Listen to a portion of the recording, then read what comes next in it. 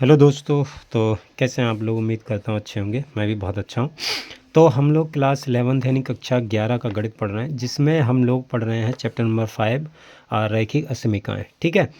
देखिए, इससे पहले हमने 2 लेक्चर्स वेबी कर्व मेथड के ऊपर किए हैं। अगर आपने नहीं देखे तो आप उन्हें पहले ज़रूर देख लीजिएगा, बहुत इम्पोर्टेंट है और इससे बहुत सारे सवालों को हल करने में आपको मदद मिलेगी। ठीक है।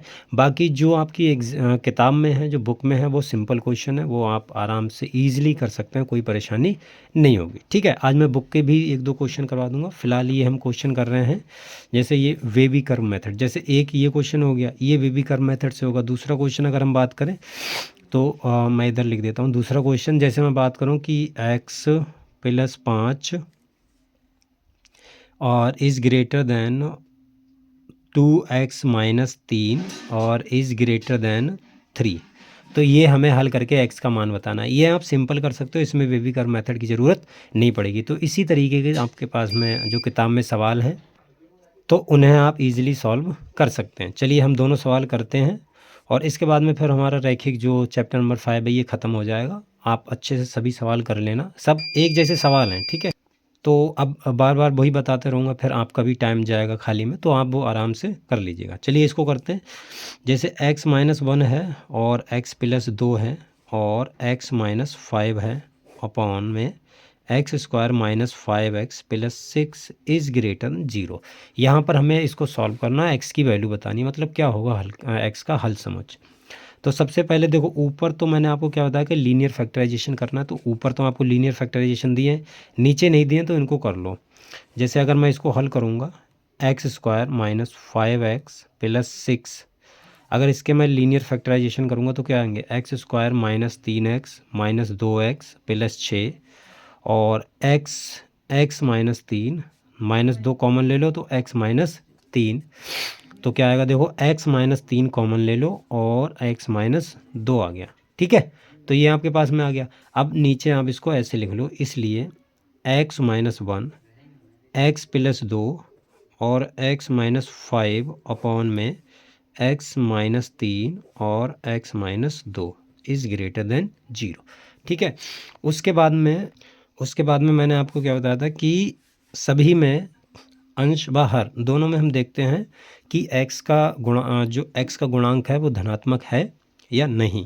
तो ऊपर अगर आप देखोगे तो यहाँ पर x का गुणांक प्लस है, मतलब सभी में प्लस का है। अगर प्लस का नहीं होता तो हम उसको प्लस का बनाते। फिलहाल यहाँ पर सभी में प्लस का, तो कोई चिंता करने वाली बात नहीं है। ठीक है। इसको आपको क्या करना है, नंबर लाइन पे दिखाना है। यहाँ से अगर आप पॉइंट निकालोगे तो x = 1 होगा। देखो इधर मैं कर देता हूँ एक साइड में। जैसे x - 1 = 0 करोगे तो x बराबर कितना आएगा, 1। तो 1 सपोज यहाँ कहीं पर होगा, 1 मान लिया हमने। x + 2 = 0, तो x बराबर -2 आ गया, तो -2 यहाँ कहीं पर होगा। ठीक है। और x - 5 = 0 यानी x = 5, तो 5 हमारा यहाँ कहीं होगा। ठीक है। 5 यहाँ होगा। अब जो हर के बिंदु हैं, जैसे हर के बिंदु कौन कौन से हैं, एक तो x - 3 है यानी x = 3, तो x = 3 सपोज यहाँ कहीं होगा 3, और x = 1 2 पॉइंट आ जाएगा। x - 2 = 0 करोगे तो x = 2, तो ये पॉइंट आ गया x = 2। ठीक है। अब आपको क्या देखना है कि हर वाले बिंदु कौन कौन से हैं। तो हर वाले बिंदु 2 और 3 हैं, इन पे आप सर्कल बना देना। वैसे ही मैंने अब जैसा आपको बताया, चाहे इधर बराबर हो चाहे ना हो, आपको सर्कल ही बनाना है। ठीक है।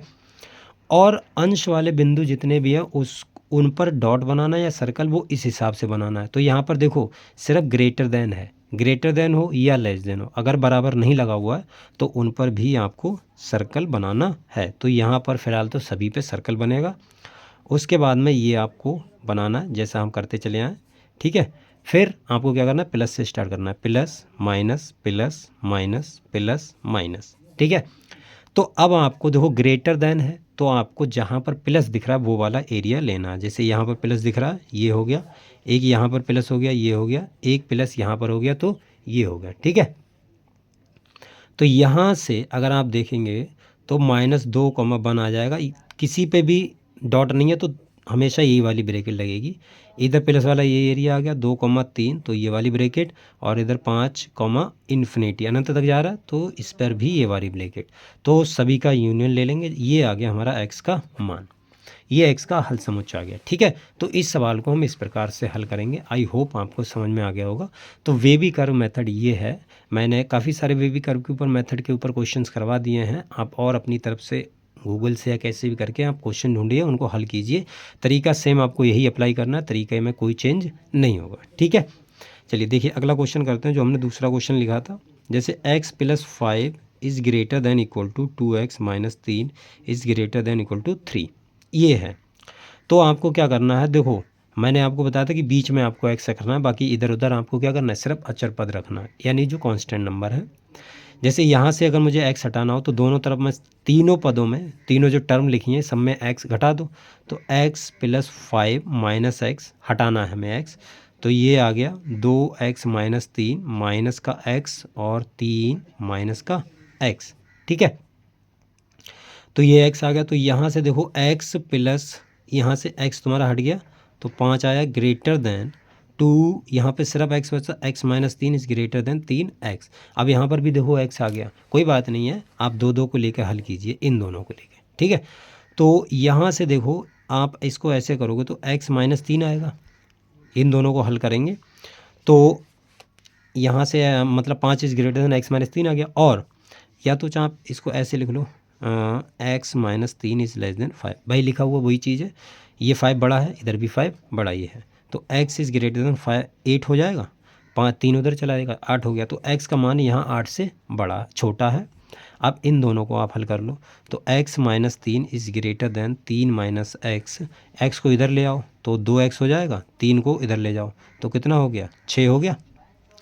अब देखो x का गुणांक धनात्मक है तो भाग कर दो, कोई दिक्कत नहीं। तो x का मान आ गया तुम्हारा 3 से बड़ा।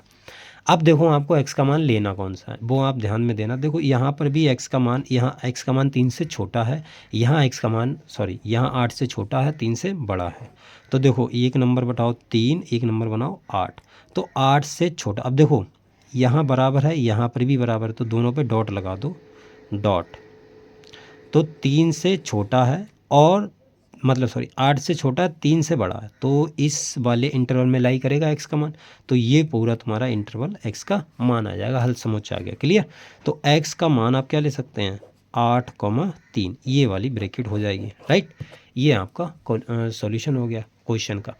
ठीक है, आई होप आपको ये समझ में आ गया होगा। आप 8 से 3 के बीच में कोई भी मान रख सकते हैं तो ये समीकरण हमेशा संतुष्ट हो जाएगी। जैसे देखो अगर आपको जैसे 8 और 3 के बीच में कौन सा आता है मान, 3,8 होगा, 3,8।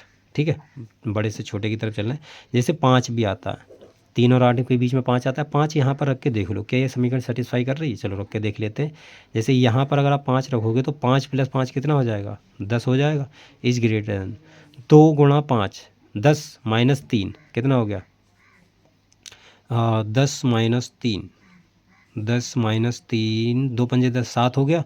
और इज़ ग्रेटर देन 3, तो देखो सही बात है, 10 7 से छोटा होता है, 7 3 से बड़ा, मतलब 10 जो है 7 से बड़ा होता है और 7 3 से बड़ा होता है, तो देखो ये सेटिस्फाई करेगी।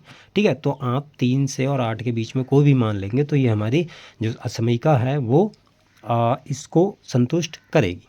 ठीक है, तो देखो आज ये हमारा सवाल मतलब ये हमने किया है और इसके साथ ही आज हमारा चैप्टर नंबर 5 कंप्लीट हो गया है। बचे हुए सवाल हैं, देखो सेम टू सेम है, इसलिए मैं वो सवाल नहीं करवा रहा हूँ, कोई उनमें टफ़ सवाल नहीं है, सब इजी सवाल हैं। आप आराम से इधर उधर कैलकुलेशन करके, मतलब बटे में दिया हो तो आप क्रॉस मल्टीप्लाई करके आराम से आप क्वेश्चन को हल कर सकते हैं। ठीक है, कल से हम लोग नया चैप्टर पढ़ेंगे, चैप्टर नंबर 6 पढ़ेंगे या चैप्टर नंबर 7 स्टार्ट, मतलब 7 और 8 जो भी होगा वो स्टार्ट कर देंगे, जो इजी मतलब आपके लिए समझना थोड़ा इजी रहेगा। ठीक है, तो आई होप कि ये आपको मतलब जो भी अभी तक आपने पढ़ा वो आपका क्लियर होगा। ठीक है, चलिए फिर आज के लिए इतना ही रखते हैं, मिलते हैं अगली वीडियो में, तब तक के लिए बाय।